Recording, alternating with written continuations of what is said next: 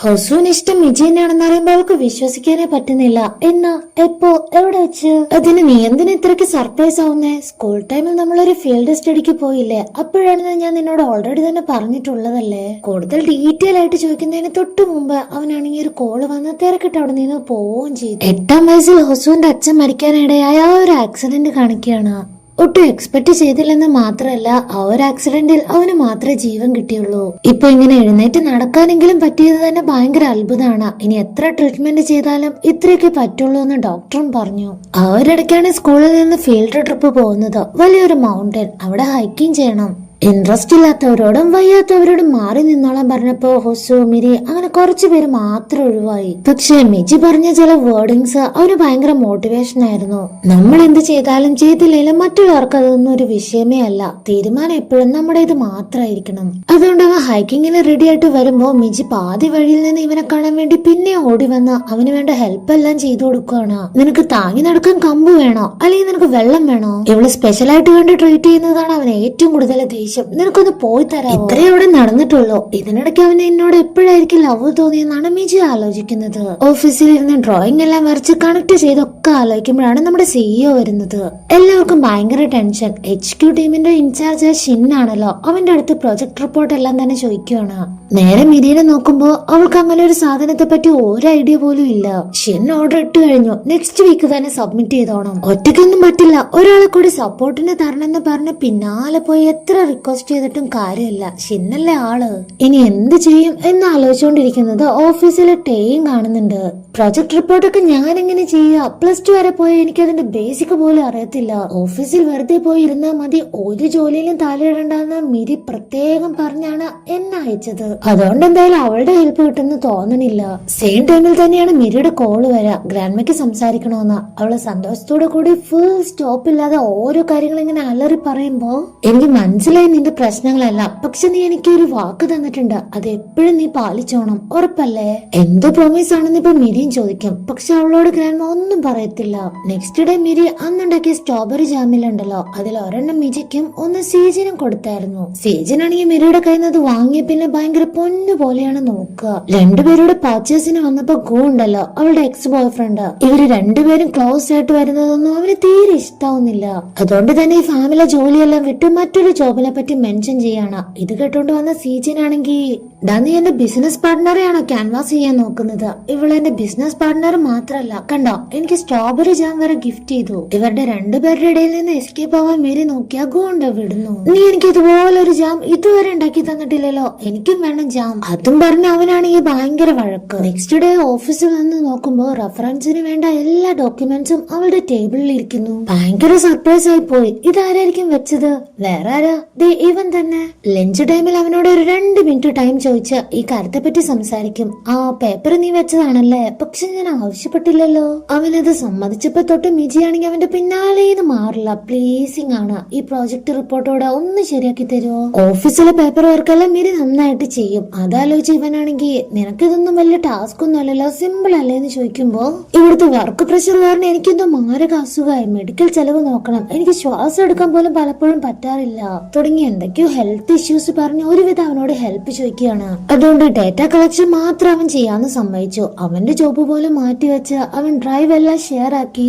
അത് കിട്ടിയ അന്ന് മുതൽ മിജി ആണെങ്കിൽ ഡേ ബൈ ഡേ ഭയങ്കര ഹാർഡ് വർക്കിംഗ് ആണ്. ഓവർനൈറ്റ് ഇരുന്ന് റിപ്പോർട്ട് എല്ലാം തന്നെ തയ്യാറാക്കും. ഹോസ്പിറ്റലിൽ റോസയ്ക്ക് കുഴപ്പമൊന്നുമില്ല, പക്ഷെ ഒരു സർജറി ആവശ്യമാണ്. വയറ്റിൽ എന്തോ ഗോൾ സ്റ്റോൺ ഉണ്ട്. അവിടെ ഇപ്പൊ മക്കളെ പോലെ ഹൊസു ആൻഡ് മിരി രണ്ടുപേരും ഉള്ളതാണ് ചെറിയൊരു ആശ്വാസം. ലീഗൽ അഡ്വൈസർ ആയ പിന്നെ മിരിയുടെ സപ്പോർട്ടൊന്നും അവന് വേണ്ട. ഡയറക്റ്റ് ആയിട്ട് തന്നെ ടീം ലീഡറിനെ വിളിച്ച് മീറ്റിംഗ് എല്ലാം സെറ്റ് ആക്കി. ശരി എന്തേലും കാണിക്കുക. വീണ്ടും ആ മൗണ്ടനെ പറ്റിയാണ് ഇവള് ചോദിക്കുക. അന്ന് ആ മൗണ്ടൻ ഹൈക്കിംഗ് എല്ലാം കഴിഞ്ഞ് നീ ഭയങ്കര ടയർഡായപ്പോ മിജി നിന്നെ താങ്ങിക്കൊണ്ടല്ലേ വണ്ടിയിലേക്ക് വന്നത്? ആ ഒരു കാര്യം കൊണ്ടാണോ നിനക്ക് അവളെ ഇഷ്ടായേ?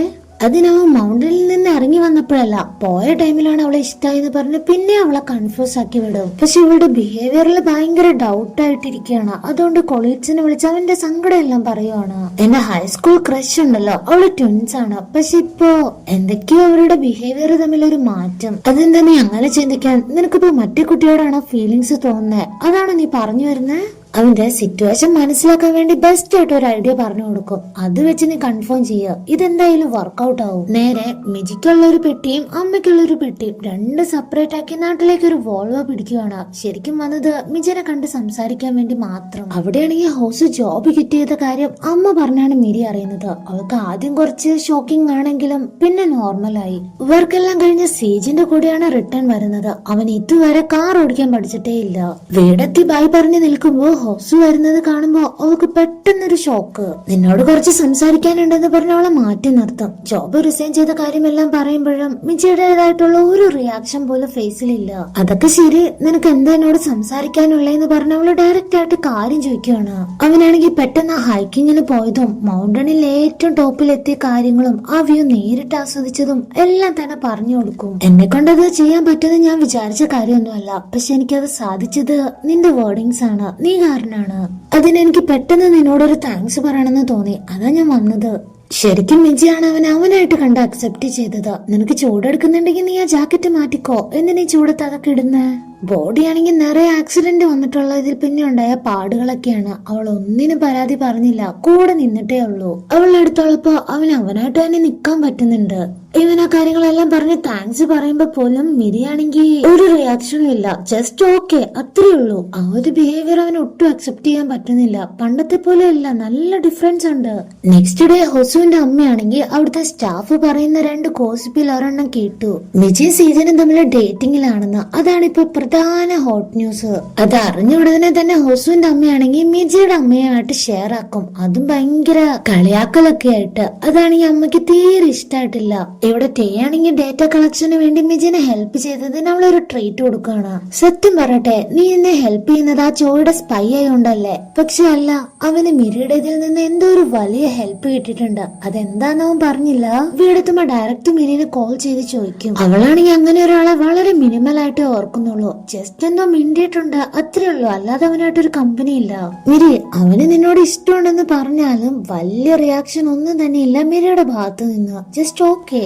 പിന്നെ നാട്ടിലേക്ക് ഹോസ് വന്ന കാര്യങ്ങളൊക്കെ പറയണോ. അവൻ ആ ട്രക്കിങ്ങിന് പോയ കാര്യങ്ങളൊക്കെ ചോദിച്ചായിരുന്നു. നീ അവനെ ഹെൽപ്പ് ചെയ്തെന്ന് പറഞ്ഞ് കുറെ താങ്ക്സ് ഒക്കെ പറഞ്ഞു എന്ന് പറയുമ്പോ മിജി ആണെങ്കിൽ പാവം ടെൻസ്ഡ് ആയി പോയി.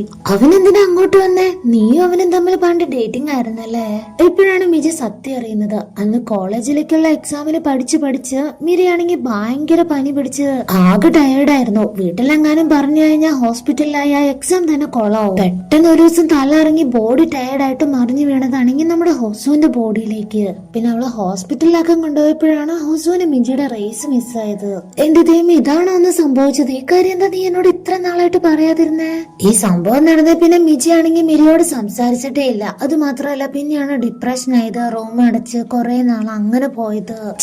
വെറുതെ ഞാൻ എന്റെ സമയം കളഞ്ഞു. മനുഷ്യന്മാരിങ്ങനെ ഗോസിപ്പൊക്കെ പറഞ്ഞ് മറ്റുള്ളവരുടെ ലൈഫ് അല്ലേ തകർത്ത്. റോസ റെസ്റ്റോറന്റിന്റെ കാര്യത്തിൽ പ്രോഗ്രസ് ഉണ്ടാക്കിയ മിസ്റ്റർ ചോയ്ക്ക് പ്രൊമോഷൻ കൊടുക്കാന്നാണ് സിഇഒ പറഞ്ഞിരിക്കുന്ന ഓഫർ. അതുകൊണ്ട് ആള് കുറച്ച് ഗത്തായിട്ട് കാര്യങ്ങളെല്ലാം ചടപടേന്ന് ഇങ്ങനെ നോക്കിക്കൊണ്ടിരിക്കുന്ന ടൈമിലാണ് ലീഗൽ അഡ്വൈസർ ആയിട്ട് ഹോസു അങ്ങോട്ട് വരുന്നത്. അപ്പൊ തന്നെ കാറ്റുപോകും. അവൻ അവരുടെ ഓഫീസിലേക്ക് വന്നപ്പോ ആദ്യം കേട്ടത് എന്താണെന്നറിയോ? മിജിനെയും ഡേനെയും കുറിച്ച് ഇല്ലാത്ത കഥകളൊക്കെ ഉണ്ടാക്കുകയാണ് ഈ രണ്ടുപേര്.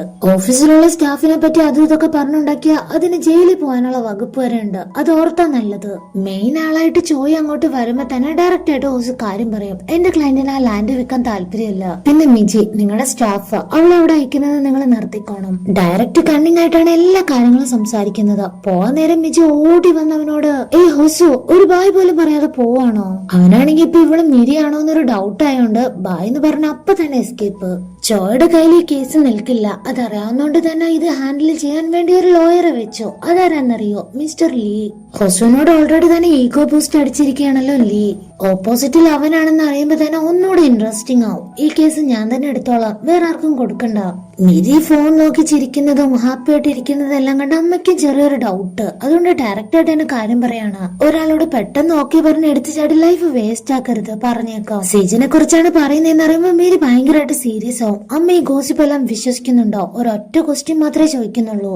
ഓഫീസിൽ ഇതുപോലത്തെ കുറെ ആൾക്കാരുണ്ടായിരുന്നു. അവളെ പറ്റി ഇല്ലാത്ത കഥകളൊക്കെ പറഞ്ഞു നോക്കി ലാസ്റ്റ് അവൾ ഒരൊറ്റ മനുഷ്യരോട് പോലും മിണ്ടാത്ത അവസ്ഥയിലാക്കി കൈ തന്നു. ഇപ്പൊ വീട്ടിൽ നിന്നും ആ ഒരു സെയിം ഫീല്, സെയിം പ്രഷർ അവൾക്ക് കിട്ടുമ്പോ അവളത് എങ്ങനെ എങ്ങനെ സഹിക്കുക, ഭയങ്കര സങ്കടപ്പെട്ട് റൂമിലേക്ക് എഴുന്നേറ്റ് പോകും. ഇതെല്ലാം തന്നെ മനസ്സിനെ ബാധിക്കുന്ന ഓരോ ട്രോമാസ് ആണ്. നമ്മൾ അറിയാതെ തന്നെ നമ്മൾ ഒത്തിരി അത് അഫക്ട് ചെയ്യും. നെക്സ്റ്റ് ഡേ മിജിക്ക് വേണ്ടി സീജൻ വെയിറ്റിംഗ് ആയിരുന്നു. അവളെ ഇംപ്രസ് ചെയ്യിക്കാൻ വേണ്ടി എന്തൊക്കെയോ ടേബിളിലെ ഫ്രൂട്ട്സോ അങ്ങനെ എന്തെങ്കിലുമൊക്കെ അറേഞ്ച് ചെയ്ത് വെക്കുമ്പോ അവള് അങ്ങോട്ട് വരും. പക്ഷെ അധികം സംസാരങ്ങളൊന്നുമില്ല. ഞാൻ ക്വിറ്റ് ചെയ്യാണ്, ഒരൊറ്റ വേർഡിങ്സ് മാത്രം. നീ സീരിയസ് ആയിട്ടാണ് സംസാരിക്കുന്നത്, പക്ഷെ പെട്ടെന്ന് എന്താ ഇങ്ങനെ പോകുന്നേ? അതിന്റെ ഒരു റീസൺ പറഞ്ഞൂടെ? അവൾ എല്ലാത്തിനും നന്ദി പറഞ്ഞു. റീസൺ ഒന്നുമില്ല, ഞാൻ തന്നെയാണ് റീസൺ, എനിക്ക് തന്നെയാണ് പ്രശ്നം എന്ന് പറഞ്ഞ അവള് പോവും. പാവം സീജൻ, അവന് നല്ല വിഷമമുണ്ട്. ഇതിനിടയ്ക്കാണ് ജോണയും ഹോസും തമ്മിൽ ഒരു അൺഎക്സ്പെക്ടഡ് മീറ്റിംഗ് നടക്കുന്നത്. അവള് സിംഗിൾ ആണെന്ന് തോന്നുന്നു. ഹോസുവിനെ സ്പെഷ്യൽ ആയിട്ടാണ് ട്രീറ്റ് ചെയ്യുന്നത്. കുറെ സാധനങ്ങൾ മേടിച്ചു കൊടുക്കുന്നു. ചോദിക്കുന്നതാണെങ്കിൽ ലവ് ലൈഫിനെ പറ്റി. ഇവിടെ മിജി ആണെങ്കിൽ പ്രോജക്ട് റിപ്പോർട്ട് ഒരുവിധം കംപ്ലീറ്റ് ആക്കി ഷിന്നിന് കൊടുത്താ അവനത് അപ്പൊ തന്നെ റിജക്ട് ചെയ്യും. ഇതാണോ റിപ്പോർട്ട്? ഇങ്ങനെയാണോ ചെയ്യുക? ആക്ച്വലി മിരിക്ക് ഈ ക്രെഡിറ്റ് ഒന്നും കിട്ടരുത്. എല്ലാം അവനെടുക്കാനാണ് അവൻ ഈ ഫ്രോഡ് ഡ്രാമാസ് എല്ലാം കളിക്കുന്നത്. അവൾ അത്രയും ഹാർഡ് വർക്ക് ചെയ്ത വർക്ക് ആയതുകൊണ്ട് അവൾക്ക് നല്ല വിഷമം ഉണ്ടാവാതിരിക്കില്ലല്ലോ. ഓടിപ്പോയി ഡ്രിങ്ക്സ് അടിക്കും. ഇത് ടേ കണ്ടോണ്ട് വന്ന് അവളുടെ അടുത്ത് പോയി സംസാരിക്കുമ്പോ അവളാണെങ്കിൽ അവളുടെ മനസ്സിലുള്ള എല്ലാ വിഷമങ്ങളും പറയും. നിനക്ക് ഹെൽത്ത് ഇഷ്യൂസ് ഒക്കെ ഉണ്ടെങ്കിൽ ഒരു ലോങ് ലീവ് എടുത്ത് വീട്ടിൽ പോയി ഇരുന്നോടെ. റൂമിലിരിക്കുമ്പോ കുറെ പ്രശ്നങ്ങൾ മാറും. അത് നിനക്ക് വെറുതെ തോന്നുന്ന. അവിടെ നിന്നാണ് എന്റെ പ്രശ്നങ്ങളെല്ലാം തുടങ്ങിയത്. ആ ഒരു സിറ്റുവേഷനിൽ നിന്ന് പുറത്തു വരാനാണ് ഭയങ്കര ബുദ്ധിമുട്ട്. ഞാൻ തിരിച്ചു വരാൻ കാരണം എന്റെ ഗ്രാൻഡ്മയാണ്. എത്ര ഹേർട്ട്ഫുൾ ആയിട്ടുള്ള എത്ര വേസ്റ്റ് സിറ്റുവേഷൻ വന്നാലും നമ്മൾ ഫേസ് ചെയ്തോണം, തിരിഞ്ഞോടരുത്. ആ ഒരു പ്രോമിസ് എന്റെ ഗ്രാൻഡ്മയ്ക്ക് കൊടുത്തതിന് ശേഷമാണ് എനിക്കൊരു പുതിയ ലൈഫ് തന്നെ കിട്ടിയത്. ഒരു ട്രാക്ക് ഫിനിഷ് ചെയ്യാൻ എനിക്ക് വെറും 30 സെക്കൻഡ്സ് മാത്രം മതി. പക്ഷെ അന്ന് ആ ഡോറ് തുറന്ന് പുറത്തു വരാൻ 4 മണിക്കൂർ എടുത്തു. അതുകൊണ്ടാണ് എന്റെ ഗ്രാൻഡ്മ ബെഡ് റിഡൺ ആയത്. ആ ഒരു ഗിൽറ്റ് അവളുടെ മനസ്സിൽ ഇപ്പോഴും ഉണ്ട്. അത് അവൾക്ക് സഹിക്കാനാവുന്നതിലും അപ്പുറമാണ്. ജോണ ഹോസുവിനെ വീട്ടിൽ ഡ്രോപ്പ് ചെയ്ത് ഒരുപാട് ഫുഡ് ഐറ്റംസ് ഗിഫ്റ്റ് ആയിട്ട് കൊടുക്കും. എങ്ങനെ ഉണ്ടായിരുന്നു എന്റെ കൂടെ? പുതിയ പ്ലേസെല്ലാം എക്സ്പീരിയൻസ് ചെയ്യാൻ പറ്റിയില്ലേ? നിനക്ക് കുഴപ്പമൊന്നുമില്ലെങ്കിൽ ഞാൻ നിന്നെ ഇനിയും കൂട്ടിനെ വിളിക്കട്ടെ? അവനത് കാഷ്വൽ ആയിട്ട് തന്നെ തല ഉണക്കി സമ്മതിക്കും. പ്രത്യേകിച്ച് ഒരു ഫീലിങ്സും ഇല്ല. ഈ ടൈമിലാണ് നമ്മുടെ മിരിയുടെ കോള് വരുന്നത്. ആദ്യം അവൻ എടുക്കില്ല. പിന്നെയും വിളിക്കുമ്പോ എടുത്തു നോക്കിയാ അവളാണെങ്കിൽ വെള്ളം അടിച്ച് ഭയങ്കര അലർച്ചയാണ് ഫോണിൽ കൂടെ. ഹോസു അങ്ങ് ദൂരേന്ന് വരെ കേക്കാം. ചെന്ന് നോക്കുമ്പോ വെള്ളം അടിച്ച് ഏതോ ഒരു കോർണറിൽ പോയിരിക്കുകയാണ്. നീ എപ്പോഴും എനിക്കിങ്ങനെ മിക്സഡ് സിഗ്നൽസ് മാത്രം തന്നിട്ടുള്ളൂ. എനിക്കിപ്പോ അറിയണം, നിനക്ക് എന്താ മിജിനെ സ്പെഷ്യൽ ആയിട്ട് തോന്നിയ? അവളെ ഇഷ്ടപ്പെടാൻ എന്താ കാരണം? അത് അന്ന് അവൾ ഉണ്ടായിരുന്നില്ല. എല്ലാവരും എന്നെ സഹതാപത്തോടെ നോക്കിയപ്പോ അവൾ അതിലൊന്നും ഉണ്ടായിരുന്നില്ല. ഞാൻ വരും, ഞാൻ വിജയിക്കും എന്ന് വിശ്വസിച്ച് തിരക്ക് കൂട്ടാതെ തന്നെ അവൾ എനിക്ക് വേണ്ടി ആ ഒരു മൗണ്ടന്റെ ഏറ്റവും ടോപ്പിൽ വെയിറ്റ് ചെയ്ത് നിന്നു. എന്റെ ഉള്ളിലുണ്ടായിരുന്ന ഇരുട്ടെല്ലാം മാറി വെളിച്ചത്തേക്ക് വന്നത് അവള് കാരണമാണ്. ആ മൗണ്ടന്റെ ടോപ്പിൽ എനിക്ക് വേണ്ടി അവള് വെയിറ്റ് ചെയ്ത് നിന്നപ്പോഴാണ് എനിക്ക് അവളോട് സത്യം പറഞ്ഞ പ്രണയം തോന്നിയത്. ഇപ്പൊ സത്യങ്ങളെല്ലാം അറിയുമ്പോ എനിക്കും നിന്നോട് അന്ന് ഇഷ്ടം തോന്നിയ. എനിക്ക് നിന്നെ ഇഷ്ടമാണ് മിജി മിരിയായിട്ട് പറയുന്നത് കാണിച്ചാണ് ഈ ഒരു എപ്പിസോഡ് എൻഡ് ആവുന്നത്.